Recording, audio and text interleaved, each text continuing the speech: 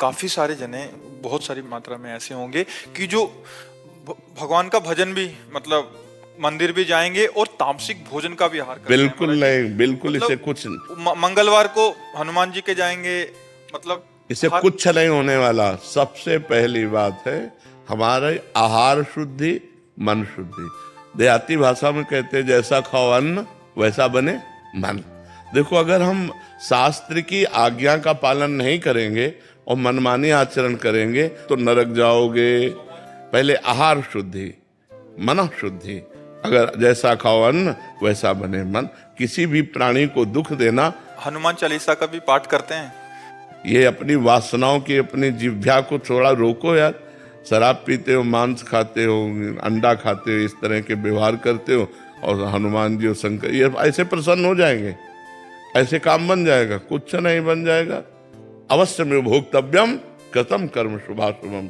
जो तुम कर्म करोगे तुम्हें भोगना पड़ेगा। चाहे मुर्गा हो चाहे बकरा हो, सब जीव अपने प्राण बचाना चाहते हैं। सब जीव, तुम उनको काट कर खाओगे वो भोगना पड़ेगा। राम जी के रूप में भगवान ने यदि बाली के चरण में बाण मारा तो भगवान श्री कृष्ण के चरण में व्याध के रूप में उसने बाण मारा। देखो ना, लीला देखो। भगवान ने अंतिम अपनी लीला जो श्री कृष्ण लीला है वो यहाँ संपन्न की कि भगवान के चरण में व्याध जो है बाण मार रहा है। अब आप विचार करो, जब वो सरकार समर्थ होते हुए भी अपने लीला का लीला दर्शन कराते हैं। श्रवण कुमार के वध का संयोग बन गया दशरथ जी के हाथ से, शब्द वेदी बाण मार दिया। तो देखो उनका जो कर्म था वो तड़प तड़प के अपने पुत्र भगवान राम के वियोग में प्राण त्यागना पड़ा कि नहीं पड़ा?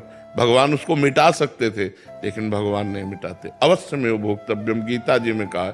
इसलिए हमारी प्रार्थना है कि तमोगुणी भोजन का त्याग करो, सात्विक भोजन और संयम से रहोगे तो तुम में जो बल आएगा वो एक महान पवित्र बल होगा। आज बल नहीं दिखाई देता, चेहरे में कांति नहीं है, विचार में पवित्रता नहीं है। ऐसा नहीं, हम पशु नहीं हैं, हम मर्यादा से चलने के लिए है।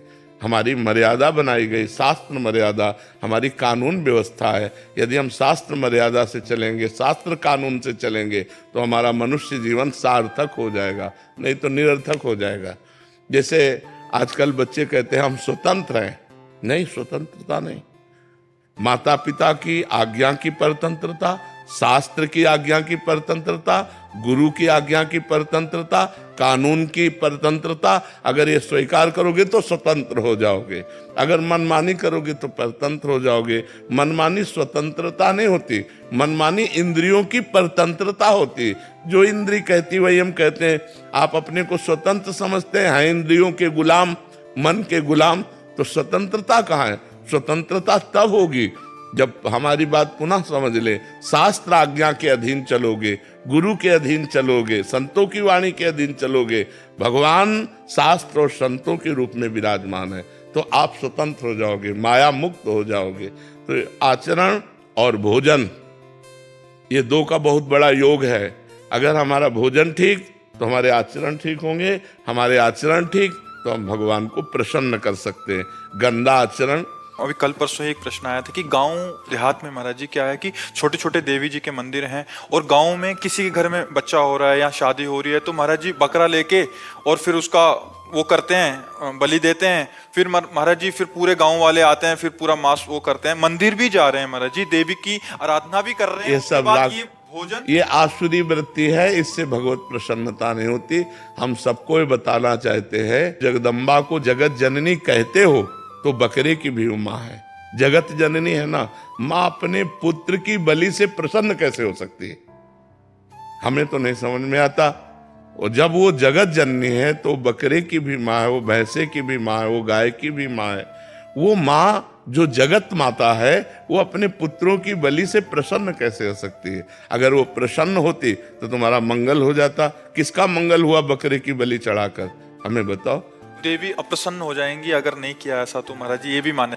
अरे अगर वो अपने स्वरूप में आ जाए तो सबको चाट जाए उनको। वो तो महाकाली है, महाकाल स्वरूप भी है, तो वो दुष्टों का संहार करने के लिए रूप माता जी ने धारण किया, वो दुष्टों का खून पिया, जो संसार के पवित्र जीवन जीने वालों के लिए वो मृत्यु काल रूप थे, जैसे महिषासुर, शुम्भ निशुम्भ, रक्त बीज। माता जी ने इनका संहार किया। इन बकरी बकरों का थोड़ी संहार करने से माता जी प्रसन्न हो जाती है। ये तो मूर्खता है, कोरी मूर्खता है। कभी माता जी प्रसन्न नहीं होती। हमें लगता है कभी ऐसे कार्य नहीं करने चाहिए और ये सोचो कि माँ प्रसन्न हो जाएंगी, मुझे ऐसा नहीं लगता।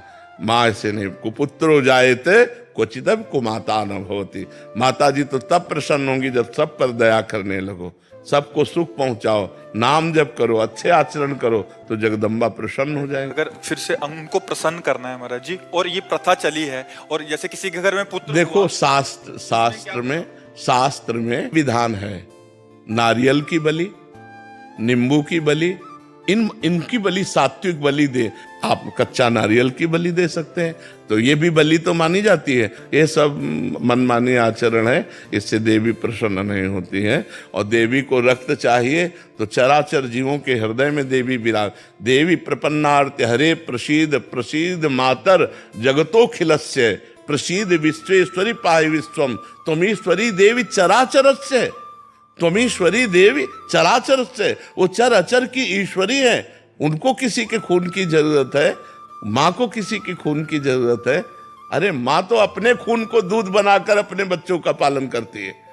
माँ शब्द कितना महान है, वो अपने शरीर के रक्त को दुग्ध में परिवर्तित करके अपने बेटे का पालन करती है। वो दूसरों का रक्त पान कैसे कर सकती है? ये दुष्टों के रक्त पान किए माता जी ने, जो समाज के लिए कलंक थे, जो समाज का द्रोह करके समाज को नष्ट करने में लगे थे। ऐसे राक्षसों को माता जी ने मारा है। शुम्भ निशुम्भ, रक्त बीज, महिषासुर। ऐसे नहीं है कि गलत सिद्धांत से न चले, नहीं तो नरक की प्राप्ति होगी।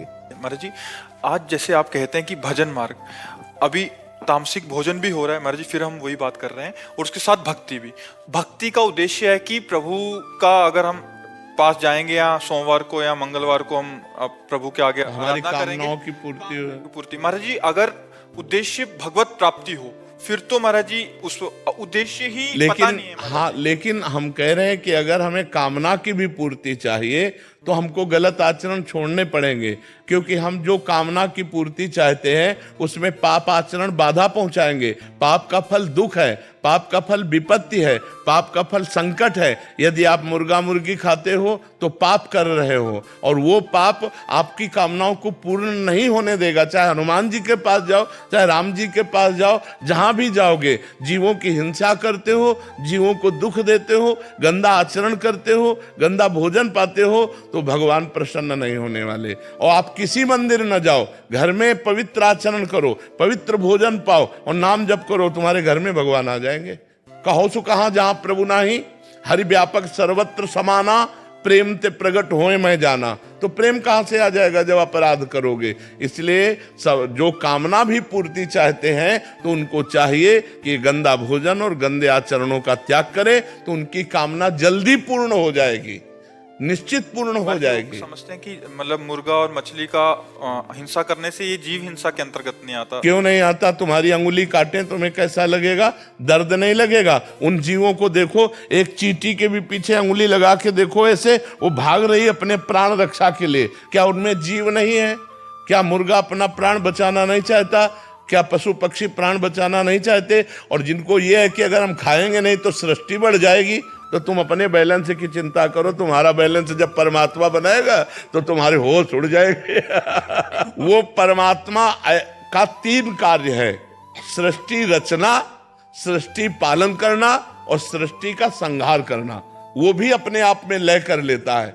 वो प्रलयंकारी परमात्मा है, वो काल का भी काल है, वो महाकाल है। वो जिस समय जैसा चाहता है वैसा अपना बैलेंस बनाता रहता है। सृष्टि का बैलेंस बनाना उसका कार्य है, हमारा कार्य नहीं है। हमारा कार्य है उसकी आज्ञा के अनुसार चलना। हम मनुष्य, हम राक्षस नहीं है। तो हमें सबसे प्रार्थना है कि मांस, मदिरा, अंडा, पराई स्त्री से व्यभिचार, इनका त्याग करो तो तुम्हारा जीवन सुखमय हो जाएगा।